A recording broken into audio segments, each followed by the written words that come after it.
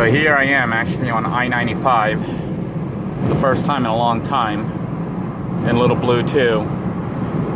You can see she's got some problems. The brake lights and the ABS system light, as well as the check engine light, is still coming on. I had some issues with the mechanic. In the last episode, I dropped off the vehicle for him to look at it. He was supposed to get in touch with me to let me know what he thought was wrong with it and how much it would cost to fix. Nick had come by and had installed the injectors, the starter, and some new plugs. But then Lil Blue II was running even worse than before. I ended up breaking down and contacting a mechanic, and he said he would look at it. Problem was, yesterday when I called him in the morning to see, if he had a chance to look at it, he wouldn't answer my calls or return my call. So then after I got off work, I gave him a call, and then he said he'd been working on it all day and couldn't get it working right. And he asked me to come by to, pick it up, and was going to charge me for all the work he did on it. So I showed up, and he said he had replaced the injector coils, and that the plug had been all bent up inside, had been jammed in there. Wasn't even had stripped the threading in the engine block, and they had to rebore the holes and all sorts of other stuff. And I was like, dude, you weren't supposed to do all this work without getting in touch with me to let me know how much it was going to be, because I'm only set aside a limited amount of money for somebody to look at this. I didn't think it would be that expensive. Then he threw a fit and got all mad and started slamming stuff and yelling and told me to get out of there. So I was like, okay. So I ended up leaving, without paying. Then I was like, well, he took me for a ride in the vehicle, and I noticed, it wasn't running that well. It's running better now because I ended up doing some stuff to the engine after I got it home.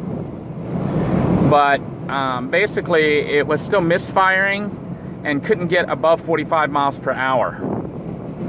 Which, if you'll recall, was the problem we were having before with Lil Blue II. I mean, Lil Blue II would actually run at 75 miles per hour, 70 miles an hour on the interstate, but I think it was still misfiring, which we may still be doing right now. But I ended up heading to the house, and then when I got to the house, I opened up the hood to see that he had left things unplugged, like the hose and stuff where the air intake was all loose, and apparently the connectors to the coils were loose. So I hooked it all in, nice and tight and stuff, then tried the car again, and it ran better. It ran was able to go past the 45 miles per hour, but all these lights would come on, which it didn't come on before. The brake lights, the ABS light, and the check engine light. So I contacted the mechanic and said, look, I don't like the way things went down. You shouldn't have done any work without checking with me first, because I only had a limit of, I didn't want to spend more than $150 to have you look at it and fix it.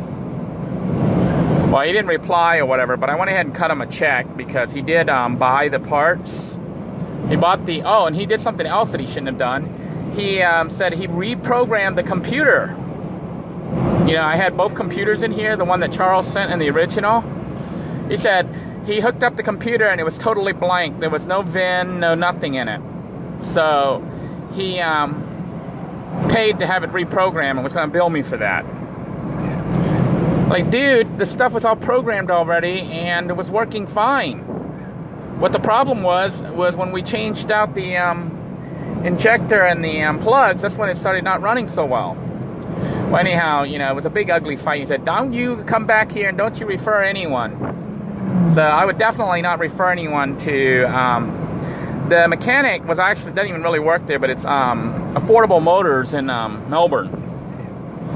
They are his friends over there, and they let him work there. He doesn't really officially work there, but that's where he was doing the work, and that's where the car was dropped off and the keys, and I went ahead and made a payment over there for that mechanic. So if you get a mechanic around in this area named Fernando, I would warn you, make sure that he knows not to do any work until you approve it. But he sat there and then went through and started doing all these things, and then expected me to pay for it without even consulting with me to let me know what was wrong and how much it would cost. So I ended up paying him the $150 that I had set aside for the repair. Car still has issues, but at least it runs. So at this point right now, because Rusty Iron Van is not able to hit not able to hit 70 miles an hour without maybe hitting 6,000 RPM, I'm going to go ahead and make the decision to move back into Lil Blue II, even though Lil Blue II right now, hello there, Lil Blue II is like completely gutted out. There's like nothing there. It's like empty, and basically just a regular empty van at this point. I just got off work. It is my last day as a handyman. And that means next week I start the job as a knife salesman. Now, I don't really start until Thursday. That's when I have to start working. So I have till Wednesday or whatever to try to get up to Orlando. That means I have this weekend, which I do see my son. Well, I actually see my son for his birthday, but I don't have the children, so I'll be able to work on the van. But I also got to try to get some other resumes and some other stuff still out. But at least I have a job lined up. We'll be working, and with any luck, even with all these lights and stuff here, the sensors and whatnot, I'm probably gonna have to have Blue looked at again. But I'm getting very weary of these mechanics. You know, everyone's taking money, but then the car still has issues. Oh boy. But at least it's running right now. I'm able to get on the interstate again. I am a little cautious or nervous about it riding a car here at full speed with the brake lights, both brake lights coming on. So when I get a chance here, when I get back to the house, I'm going to run the computer diagnostics, the little reader, to see what it says at this point. But the mechanic had said that, you know, he wouldn't trust this car on the interstate. And I'm like, dude, the whole point for me having you look at it and stuff was so that I could drive it on the interstate. Because I got to drive to Orlando. So that's where we're at. Expect a really quick rebuild of Lil Blue. I think we're going to rebuild it differently. So stay tuned for that.